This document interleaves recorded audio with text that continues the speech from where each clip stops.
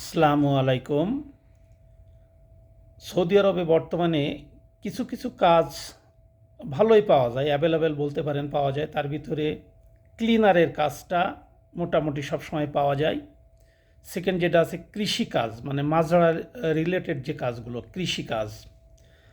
3 নম্বরে আছে কনস্ট্রাকশন বা লেবার শ্রেণীর যে কাজগুলো আছে সে কাজগুলো।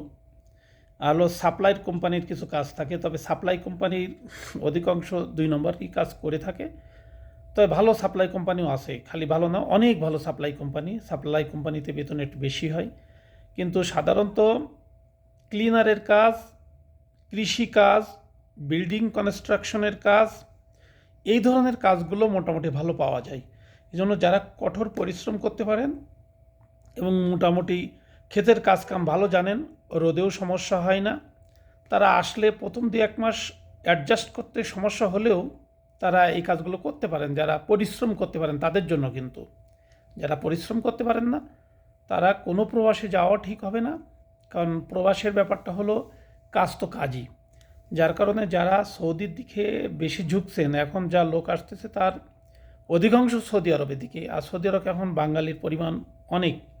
সাধারণ একটা হিসাবে দেখা যায় প্রায় 35 লক্ষ লোক সৌদি আরবে বাংলাদেশি প্রবাসী। টোটাল প্রবাসীর কোটির উপরে সৌদি আরবের জনসংখ্যা 4 কোটির কাছাকাছি, কম বেশি হতে পারে। যে দেশটি বাংলাদেশের থেকে প্রায় 8-10 গুণ বড়, কিন্তু তাদের জনসংখ্যা 4 কোটি। আর প্রবাসী 1-1.5 কোটি, শুধু প্রবাসী। তার ভিতরে বাংলাদেশি আছে 35 লাখের বেশি। যার কারণে আপনি সৌদি আরবের যে রাজ্যে যে অঞ্চলে যাবেন না কেন, যেখানেই কাজ করবেন না কেন, 2-10 জন 20 জন বাংলাদেশি আছেই বা থাকবেই। যার কারণে প্রবাসীরা বাংলাদেশের ভিতরে অনেক প্রতারণার পরিমাণটা দেখা যায়। অনেকে আছে তাদের সাথে প্রতারণা করে এবং হয়ে থাকে। এজন্য আপনারা সঠিক মাধ্যমে সঠিকভাবে আসুন, যদি আসতে চান। যদি দেশে কিছু করতে পারেন ভালো, যদি করতে না পারেন আসতে পারেন। প্রথম আপনি যে যতই ভালো কথা বলুক না কেন, প্রতি মাসে 30-35 বা সর্বোচ্চ 40 নতুন আসলে এই রেঞ্জে টাকাটা আপনি সঞ্চয় করতে পারবেন বা বাড়ি পাঠাইতে পারবেন। এরপরে যদি আপনার দক্ষতা হয়ে থাকে বা ভালো দক্ষতা অর্জন করতে পারেন, ভালো পজিশন পেয়ে থাকেন, সেক্ষেত্রে আপনি স্যালারি বেশি পাবেন এবং ডে বাই ডে উন্নতি করতে পারবেন। আর প্রবাসের ব্যাপারটা হলো আপনাকে কমপক্ষে 4 বছর বা 5 বছরের পরিকল্পনা নিয়ে আসা উচিত। প্রথম বছরটা আপনাকে এই খরচ উঠানোই মুশকিল হয়ে যাবে। কারণ কি, আসার পরে 1 মাস কাজ পাওয়া মুশকিল, নতুন আসছেন, আপনার আবসা রেডি করে কাজ পাইতে পেতে প্রথম মাসটা চলে যায়। পরের মাস বুঝে উঠতে আরও 2-3 মাস চলে যায়। এরপরে আপনি যখন পজিশনে চলে আসবেন, পজিশনে আসতে আসতে 5-6 মাস আপনার লেগে যায়। আর সৌদি আরবে বর্তমান বৈধ থাকাটাই সবথেকে বড় কষ্টের।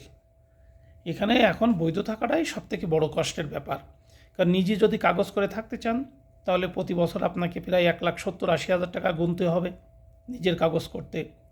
আর কোম্পানি যদি করে দেয় তাহলে তো আলহামদুলিল্লাহ। অনেক কোম্পানি আছে যে এখন আপনি কোম্পানি আন্ডারে কাফালা হওয়ার পরেও তারা আপনাকে এই আকামাটা করে দেয় না, এক্সপায়ার থাকে 2-4-5-6 মাস পরে করে।